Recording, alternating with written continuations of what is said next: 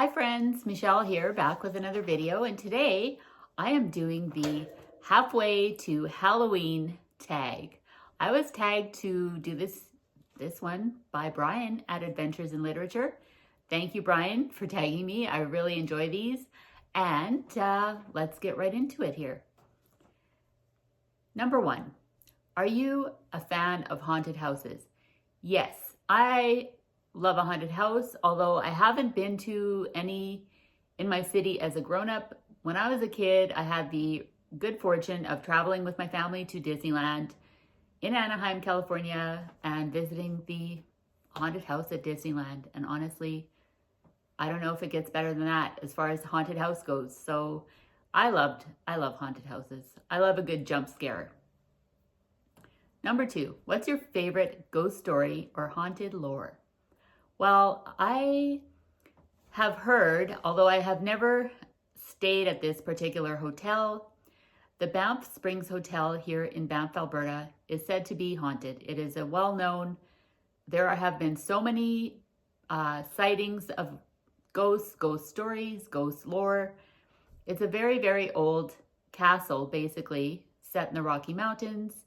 I'll try and put a picture up so you can see what I'm talking about, but one of the most famous stories is called The Ghost Bride, and it is said that there was a young bride at the hotel who tripped on her wedding dress, either tripped on it or it got caught on a candlestick, and she toppled down the stairs in the main staircase to her death.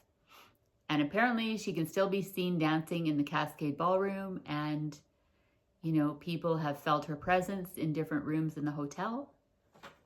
So that's one of the stories. Another ghost story from the Banff Springs Hotel that's a very well-known one is the story of Sam McLeod, I think his name is. Anyway, he was a bellhop who passed away, and apparently he's still in the hotel helping guests.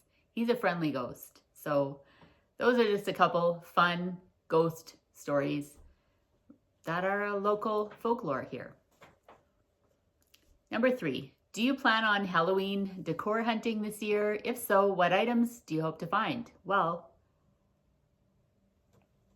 as much as I love Halloween decor, I love little spiders and little skeleton lanterns and pumpkins and everything that goes along with Halloween. I just can't bring myself to spend money on that stuff just to decorate for myself. Like, I don't have children. I don't even get any trick-or-treaters coming to my door, really. Like, I don't know where all the kids in my neighborhood went, but I guess they grew up or something. So yeah, I love Halloween decor, but I won't be buying any. Number 4, candy corn, love it or hate it? Hate it.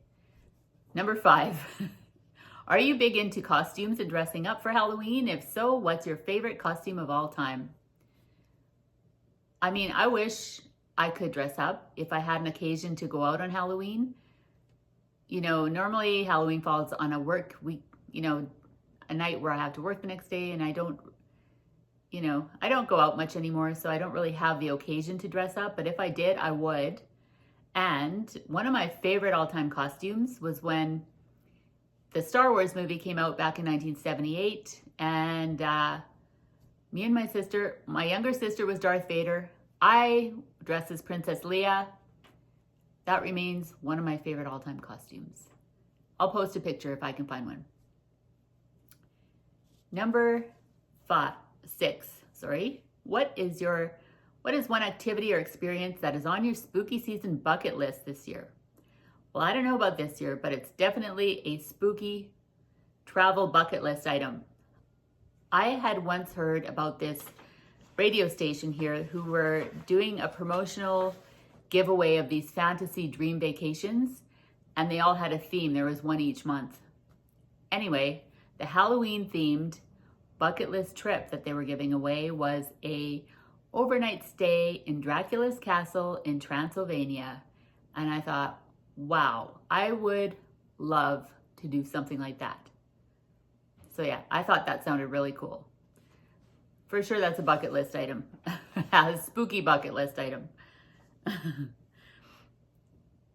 Number 7, what book, series, or movie screams Halloween to you? Well, I mean, it doesn't get better than Halloween. The original movie with Michael Myers, Jamie Lee Curtis, the John Carpenter film from 1979, I believe, which ushered in a whole era of like slasher flicks and 80s great campy horror movies that I absolutely love to this day. Halloween, the first one, is my number 1 favorite, followed closely by the Rob Zombie edition of the movie Halloween, in where he explores the origin story of Michael Myers. And I loved that one because it was very psychological, and I got to see that Michael Myers, you know, somebody like that, they walk among us, those type of people who have those mental health issues. So that just made me even a bigger fan of Michael Myers. And you know what? The older I get, the less scary he is, because let's face it, he's not getting any younger either. So he could fast walk back in the day, but I'm thinking I could probably outrun him nowadays if I ever met that guy. Number 8, how do you typically spend your Halloween night? It's typically dark out earlier, so I typically shut off the lights, I light some candles, I break out the junk food, and I watch Halloween. Or whatever scary movie strikes my fancy, but watching Halloween is a tradition. So yeah, I sit by myself in the dark with candles and junk food and have a binge of scary movies.